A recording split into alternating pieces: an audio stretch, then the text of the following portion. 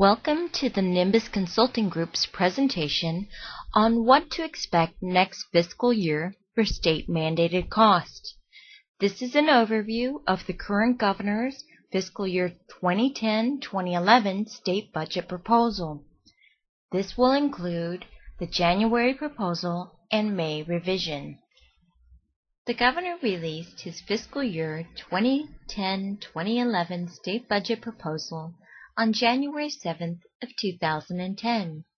For state-mandated cost, he proposed to continue the current suspensions of mandates that are identified in the amended 2009-2010 state budget. He also proposed to continue the reduction of the $137 million by suspending mandates not related to elections, law enforcement, or property taxes. He also proposed to continue the deferred payment obligation for costs incurred for claims filed prior to 2004-2005. These claims are required to be paid no later than the year 2020-2021. Here is a list of mandates that were suspended for the first time in fiscal year 2009-2010. There are quite a few new mandates on there, so please take a moment to review this information.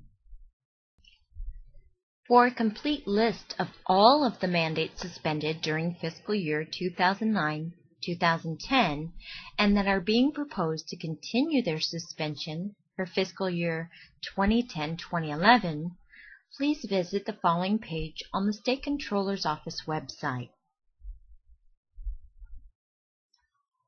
The governor released the May revision for his fiscal year 2010-2011 state budget proposal on May 14th of 2010.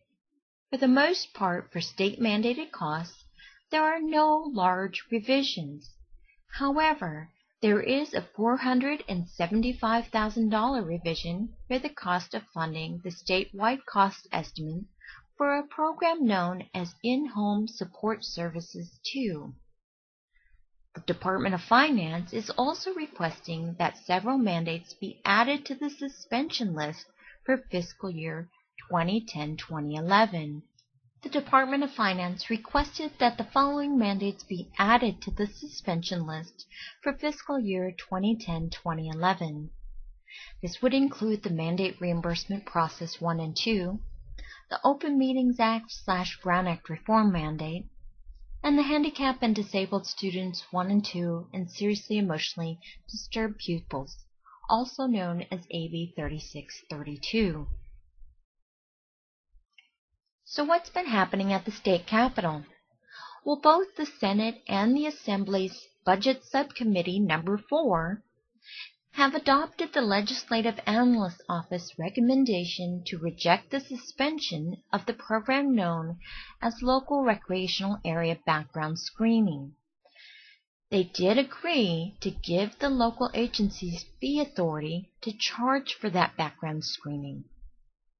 They also adopted the administration's proposal to fund the prior year mandates, meaning those claims filed this last fiscal year 2009-2010. They did approve the suspension of the mandate reimbursement process claim for fiscal year 2010-2011. However, they did ask that the Department of Finance issue a report by January 2011 with a proposal on how to simplify this mandate and reduce its cost. The Senate Subcommittee approves the suspension of the Open Meetings Act/Brown Act Reform Mandate. The Legislative Analyst's Office proposes that the law be amended to create a provision of best practices for compliance to Proposition 59 of 2004. The Assembly rejects the suspension of the Open Meetings Act/Brown Act Reform Mandate for fiscal year 2010-2011. The Assembly also rejects the request to suspend the Handicap and Disabled Students 1 and 2 and Seriously Emotionally Disturbed Pupils mandate. The LEO is currently working on an alternative proposal. The Senate adopts the LAO's recommendation for the In-Home Support Services 2 mandate.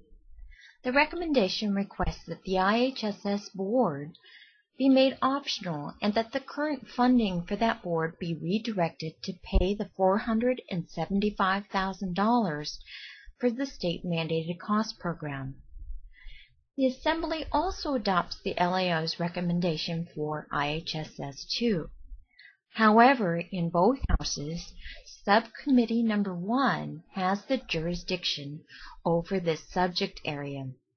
So far, the Assembly Subcommittee 1 rejected the idea of making the board optional. Both the Senate and the Assembly Subcommittee Number 4 adopts the LAO's recommendation for the mandate redetermination process trailer bill language.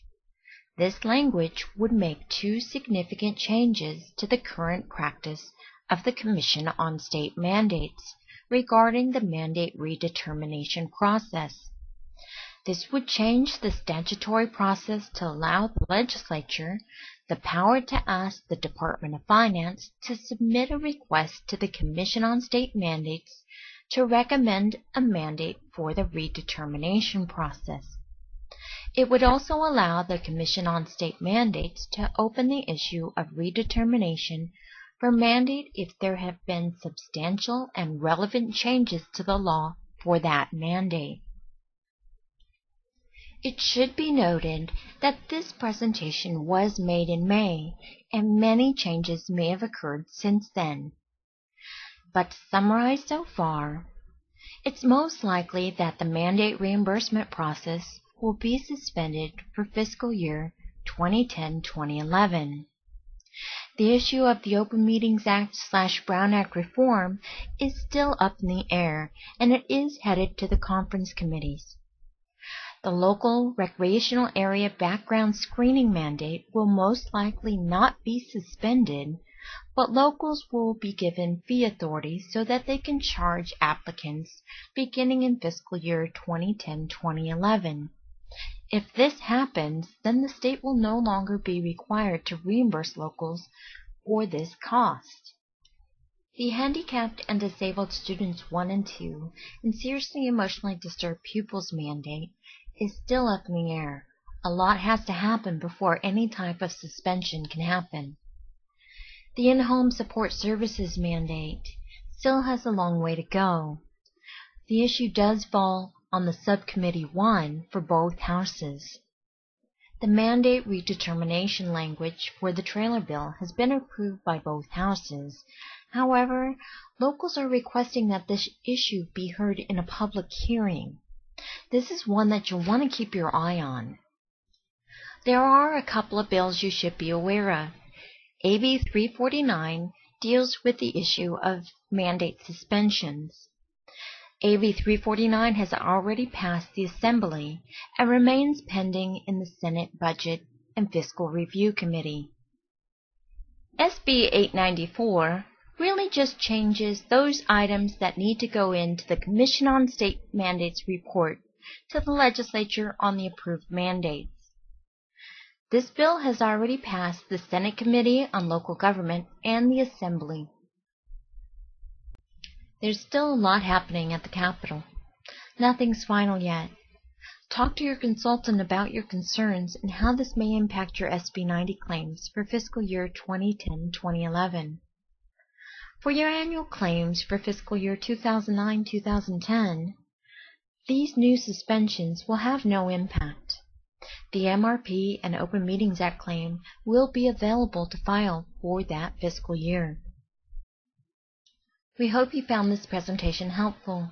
For more information, please contact us at www.nimbusconsultinggroup.com or call us at the number listed below.